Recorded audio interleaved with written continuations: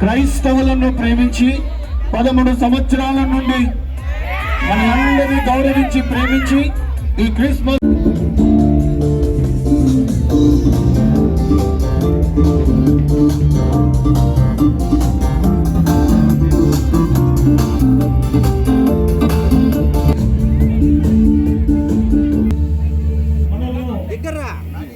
ఎంతగానో వివిధ సంఘాల వారిని ఒక్కరొక్కరిగా ప్లేస్ లో మీరు ఉండాల్సిందిగా మనవి చేస్తున్నాం. ఇప్పుడు సిఎస్ఐ ఎస్కే పాలెం మరి విధంగా రావాల్సింది మనవి చేస్తున్నాం.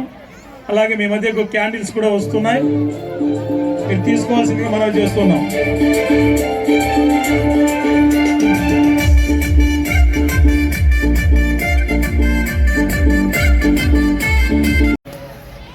జోయల్ గారు ఇందాక మాట్లాడేటప్పుడు మీరు తప్పుగా చెప్పారు. నేను వాళ్ళకి ఎప్పటికీ రుణపడి ఉంటాను, వాళ్ళు కాదు నాకు రుణపడి ఉండాల్సింది. వాళ్ళు లేదే నేను ఇక్కడ ఉండేవాడిని కాదు.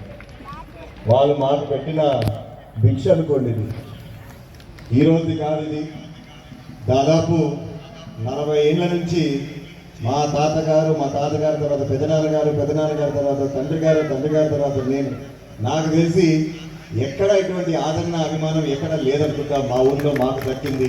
నేను మరొకసారి ఇక్కడ తెలియజేస్తున్నాను. నేను ఈరోజు క్రైస్తవ బోధన చెప్పేదానికి రాలేదు మీకు, అదేవిధంగా రాజకీయం మాట్లాడడానికి రాలేదు. ఒకటి అడగడానికి వచ్చాను.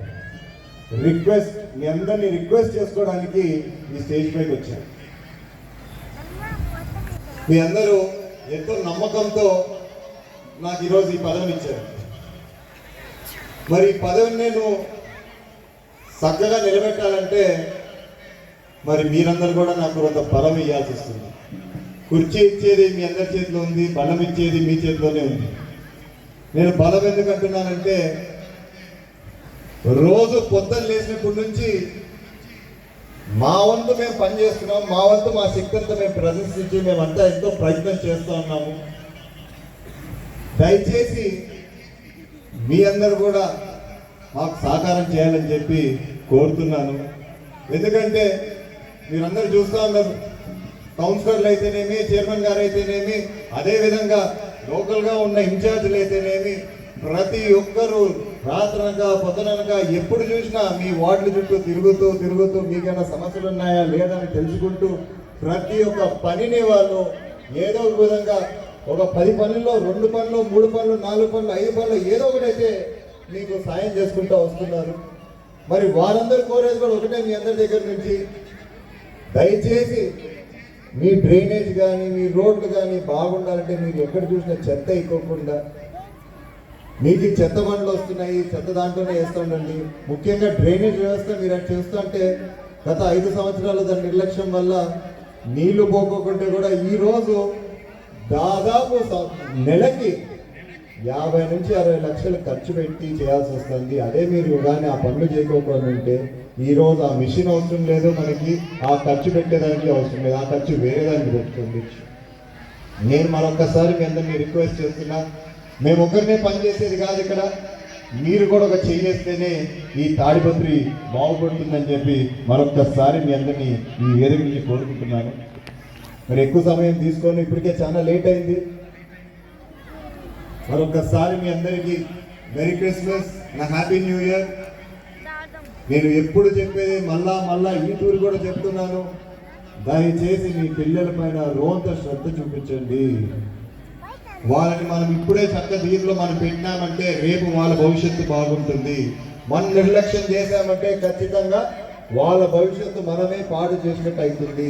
దయచేసి వారు కానీ ఇంటికి వచ్చినప్పుడు ఒక 10 నిమిషాలు మీ సమయం వాళ్ళకి కేటాయించండి. ఇది మరొకసారి మీకు చెప్తూ వచ్చే సంవత్సరం ప్రతి ఒక్కరికి బాగుండాలా. నేనైతే ఈ 5 సంవత్సరాల్లో 2 లక్ష్యాలు పెట్టుకున్నాను. మొదటిది, నా నియోజకవర్గంలో నాకైతే ఏదైతే నియోజకవర్గం తాడిపత్రి అనేది ఉందో, ఈ తాడిపత్రి నియోజకవర్గంలో ఎక్కడైనా కూడా మరొకసారి ఎవరు కూడా మాకు నీళ్లు రావట్లేదు అని మాట అనకూడదని చెప్పి ముఖ్య లక్ష్యంగా పెట్టుకున్నాను.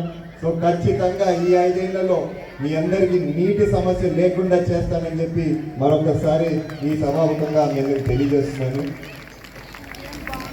ఒకవైపు తాగునీరు అయితే మరొక వైపు సాగునీరు. సో ఈ 2 లక్ష్యంగా పెట్టుకున్నాను. విద్యా వైద్యం అనేటివి ఖచ్చితంగా జరుగుతూనే ఉన్నాయి, మీరందరూ చూస్తూ ఉన్నారు. ఇప్పటికే మన హాస్పిటల్ చూసినారు, ఏదో ఊరికే అక్కడ ఒక బోర్డు ఉండాలని చెప్పి పూర్తిగానే హాస్పిటల్ని ఓపెన్ చేసుకున్నారు. అయినా కూడా ఏమి ఇబ్బంది లేదు. మన దగ్గర ఉన్న ప్లాంట్లతో పాటు సహకారంతో వాళ్ళు ఇచ్చే నూత నిధులతో ఏదో చిన్నగా పూర్తి చేసుకుంటూ వస్తున్నాము.